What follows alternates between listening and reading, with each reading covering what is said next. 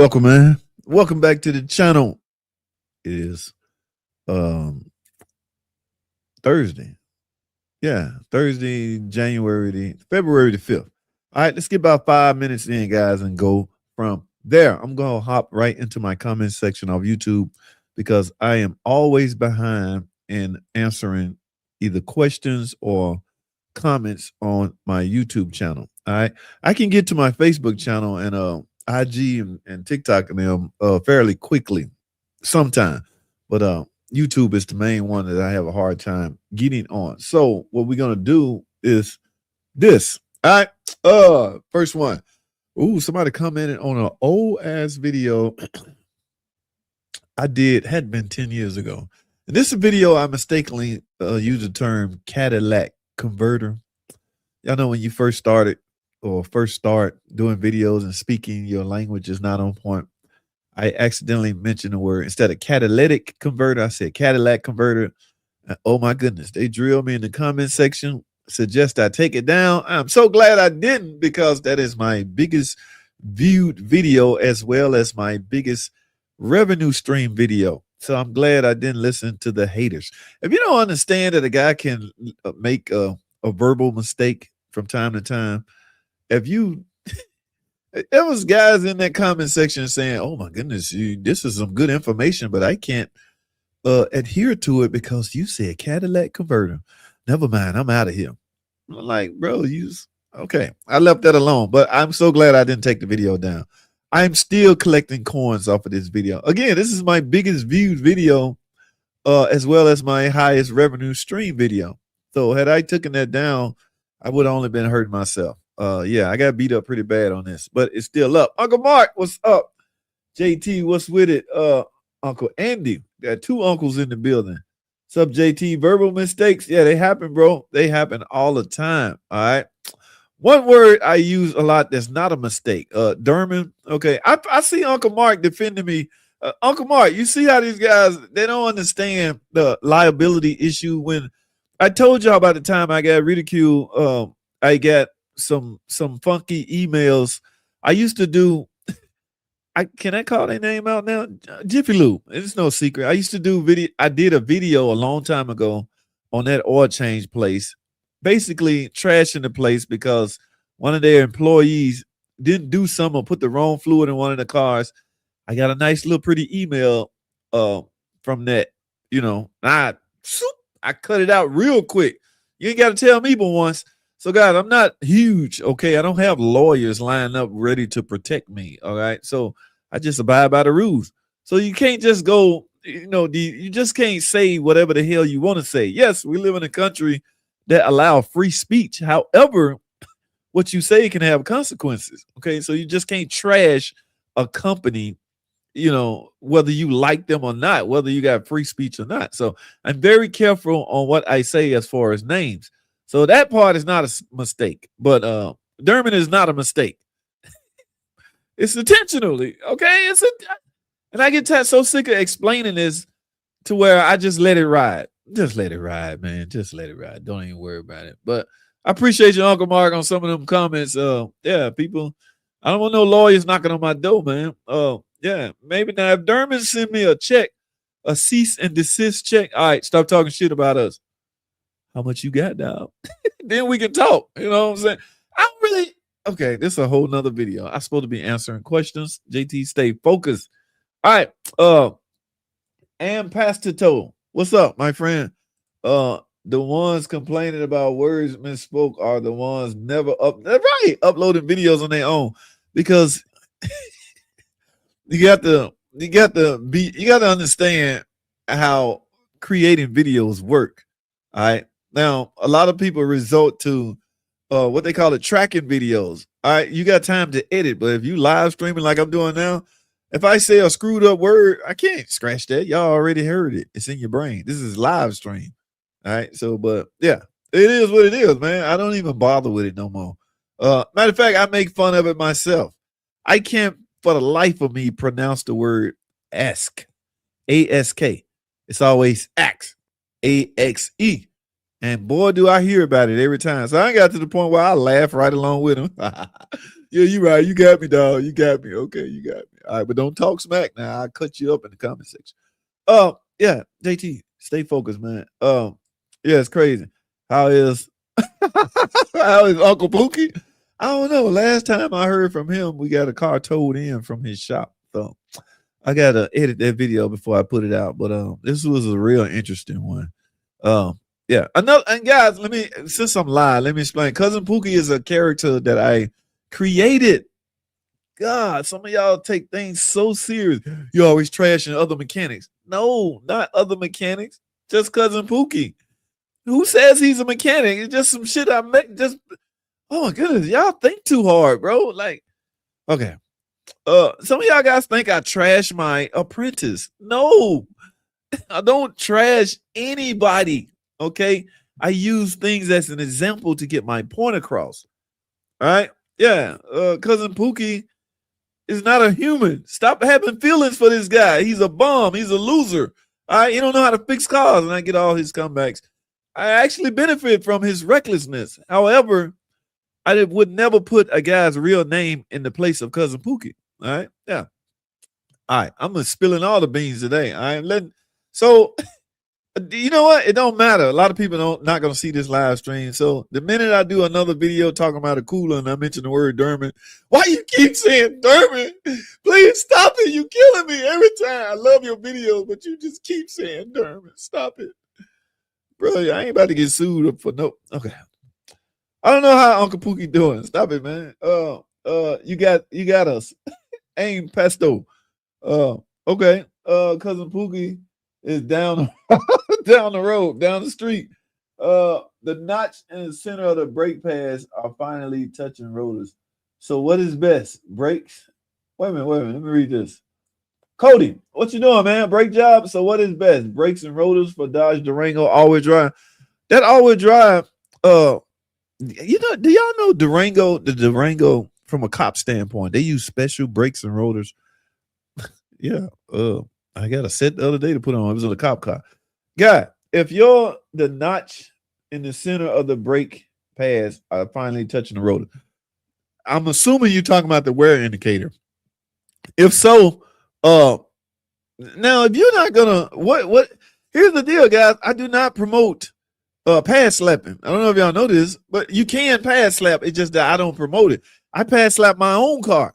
I wouldn't do a custom car like that. So if this is your own car, go for it. If you know you don't want to spend the money on new rotors. Now, can you reuse old rotors without replacing them or resurfacing them? Absolutely. The thing about rotors and pads from a shop standpoint, you concerned about the ramification. Okay, pad slapping a customer car could render noise. That's the whole point. The customer in your shop in the first place to get rid of brake noise and get some brakes. All right. So if you reckless enough to, perform a pad slap job, knowing that there's a chance it could render some noise, you're doing yourself a disservice. All right. So to eliminate any noise and to eliminate a braking issue, I always go with brand new pads and either resurface the rotor or replace the rotors, unless it's my own car. So your question is, so what is best, brakes and rotors for the Dodge Durango? Yes, depending on your budget and the miles. All right, I only resurface rotors one time. That's the first time. All right, after that, I don't care what it measures. I'm not doing it again. All right, and I only resurface OEM rotors. I don't resurface Amazon rotors that I just put on the last brake job. Yeah, the steel is totally different. But yeah, I will give brakes and rotors, man, if you want to 100%, 99% help eliminate any kind of potential noise. All right. What's up? Dad's Garage. What's going on, man? What up, Brandon? Hey, boss. Coming from is 3 platform. What? The last 5 years. Hey, boss. Coming from I can't make that out. Just bought a 5.7. Can you answer a question or two? Yeah, I'm on a live stream. All right. I got about 5-10 more minutes. So spit it out, Brandon. I think I'm pronouncing that right. Yeah. Spit it out, babe. Pookie is from that. That's hilarious. Pookie is from that movie. Come on, bro. I got real questions. Not no basic shit. Oh, well, then yeah, you gotta catch me on a message me or something. Now I'm gonna throw this out there. LSC 62 Camaro platform. 1 second. Yeah. Look, if I can't with good conscience speak about a certain topic on a live stream, I won't. Okay, so I'm gonna put it like that. So it may be best if you message me. All right. So yeah, let's go that route. 2012 Caravan, Town and Country, intermittent brake, ABS, traction light on. Is it my wheel speed sensor? James 2720. Is it your wheel speed sensor? I have no idea, sir. You will have to perform or go get a decent scan tool and scan your ABS module. Okay. Yeah. Now, traction control, there's more things that can turn a traction control light on. Hell, a bad cam phaser can trigger a traction control light. So your engine temporarily out of time. You ever seen that code?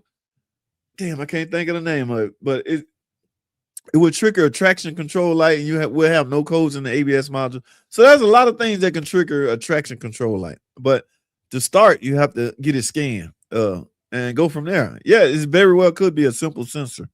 All right. So yeah, change that change the hot dog. Bro, what are you talking about, man? That was a long time ago. Yeah, man. I was talking about that's an inside joke, Uncle Andy. We was talking about an overheating car. People so perfect. People, a guy could be on the road driving and his car spring a leak, right? And all his coolant would run out, right? He pull on the side of the road. He have a jug of water in the back, right? That he was using for something to water his lawn or something. Now, you can't be so perfect to the point where you don't have rational common sense.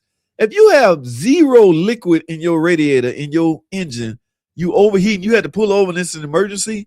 Now is not the time to be picky. No, don't put that in my radiator.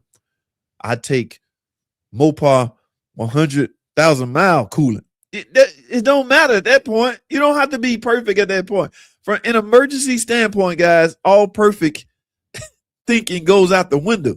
You become in survival mode. You're in survival mode. You got to get home. Okay, you got to get to a safe space. All right? No, it don't matter what kind of liquid in it.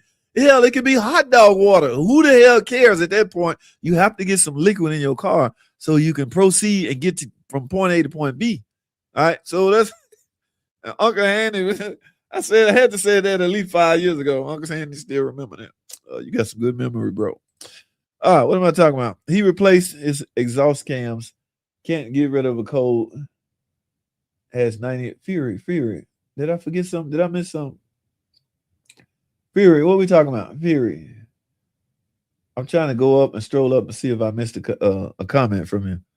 I wish I could post a picture. He put it in the stump. Obviously, it appears out of time unless it's a phaser. Now, let me say this about cam phasers. I'm assuming this is a 3.6 Pentastar. I don't know what kind of engine this is. But yes, a phaser can turn a traction control light on. What happens is you become temporarily out of time. When you have a failed cam phaser, remember the cam phaser, this is a dual overhead cam engine, meaning there's two. Dual mean dose, two. There's two camshafts per head. This is a V6 engine, which means there's two banks, which means there's two cylinder head, which means there's 4 camshafts total. All right. On a particular bank, if a cam phaser not locking the way it's supposed to, yes, you could inadvertently throw off timing. All right. Now, there's not a sensor alive out there that monitors cam phaser. What can potentially monitor the phasers is the cam sensor, but it's all the way up front in the rear on the cylinder head monitoring the tone wheels of the camshaft. Unfortunately, the camshaft and the cam phasers are connected. So if the cam phasers acting funny, not locking and turning the way it's supposed to, it will throw the camshaft off. The damn cam sensor will pick that up and flag it as a camshaft problem. All right, you're never gonna find a code that say camshaft bad, cam sensor bad, cam phaser bad, cam timing bad. There's no such word as bad in the damn diagnostic books. So that's when your thinking cap has to go on. So if your phaser causing your timing to be temporarily off, you can set the traction control light off, and you can potentially throw a camshaft code. I've seen a guy put 5 cam sensors on a car. I'm still getting this cam sensor code, bro. It's not a cam sensor. All right, I gotta move it on. I wish I could post a picture of he stumped. Obviously, it appears out of time unless it's a face. Yes, it very well could be a face. JT live in New York. I cannot find anyone that has a resurface machine. Your thoughts on resurfacing rotors from a national auto parts store? At some point, look at the amount. Okay, will spending for new rotors outweigh spending to get them resurfaced? The reason I condone or recommend resurfacing is because I can do it. I have access to a machine. In your case, you don't have access to a rotor machine. You have to pay somebody to do it. So at this point, man, weigh your options. And again, is this your first time getting the rotors cut? All right. So yeah, if the rotors $300 a piece, yeah, it's cost effective to get them resurfaced. But if Amazon, I mean not Amazon, AutoZone and all those places, rotors ain't but $30 or $40. Right. All right. So I don't know if I spend a lot of time trying to find somebody to cut them if they're not expensive to begin with. So it all depends on your pocketbook and your access to, the personnel that has the machine or whatever. Dude, stop. That was a long time ago. What year is the best year if someone wants to buy a 2500 with an 8-cylinder? If I had to guess. I'm gonna have to pass on that one, Mike, because I don't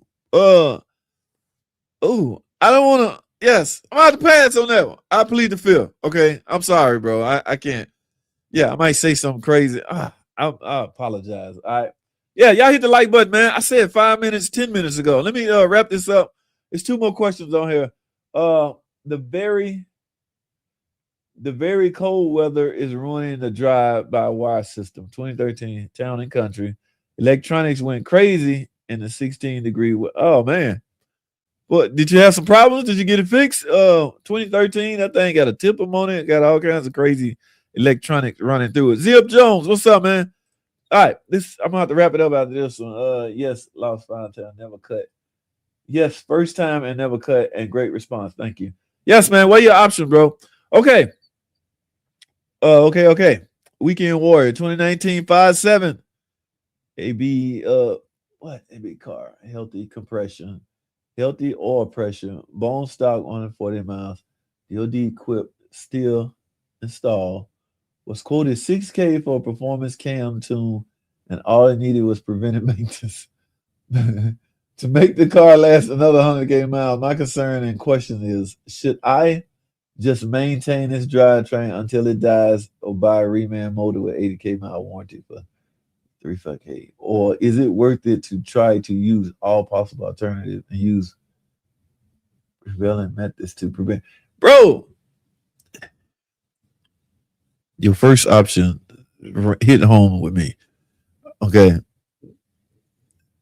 Just maintain what you got, or if you start, you're not starting at a clean slate by no means. But however, you can start a clean slate. It's like buying a car you don't know the history on. You know what I'm saying? So you do everything. So now you know the history on it from that point on. So yeah, just start yourself a clean slate, and maintain it from there. In other words, if it's not knocking, if it's not ticking right now, everything you do from here will reflect that. Okay. Now, there's only so much you can do to prevent things. However, maintenance is just that. It's designed to help prevent problems. All right. PM, preventive maintenance. That's designed to help prevent major problems. So just start yourself a clean slate, man. I wouldn't go shelling out all that money for a new engine when ain't nothing technically. If I read that right, I'm not sure I read that right, but yeah, I would start from it. I would create a slate and dub it a clean slate. Okay, I just got all this done. All right. Do your research on which oil you want to use based off the miles, your location, where you at. That matters. The climate, the temperature, and all that. And what I say, miles. Okay, yeah. Do your research. Okay, because guys, y'all know me. I'm an OEM guy. I'm a manufacturer suggested type guy. However, if your vehicle has reached 100,000 miles, all bets are off from a manufacturer suggested standpoint. Your engine, your vehicle, your whatever part you discussing, is finally broke in to the point where now you can experiment. Okay, so if you've always had dreams of using 20W50, you're at 100,000 miles now. So find out, figure out, or experiment with your engine, do some research, and find out what best oil, viscosity, or weight will be benefit this engine at this point. Because again, whatever the manufacturer suggested at birth is totally different from your engine's, state it's in right now. All right, so yeah, that's what I would do. All right, I gotta wrap this up. What am I? First time never cut. Yeah, bro. Ask your pocketbook, because that's the final, destination to get a 2020 26. You talking about get a new one? Cheers, Zip. Cheers, OMT. That's what's up, man. Uh, Wrenching with Frosty. What's up, man? Proper maintenance is definitely key to longevity. Absolutely. That's what's up, Brandon. All right. Get the extended warranty. 20W50 left left the building. There's some people out there always had dreams of using that kind of oil. Night, brother. You too, bro. Guys, I got to go early, JT. 69 Dark Man. I'm grinding down, man. I'm out. I appreciate everybody for stopping by. We'll talk some more, man. Probably Sunday or either next Thursday, but I try to do this once a week now, or because I do it on Saturday at the shop. All right. So the next time you see me live, probably be at the shop on a Saturday afternoon during lunch break. We got snowed in last Saturday, so I ain't get to do it. I gotta go, guys. That's all I have. Thanks for watching.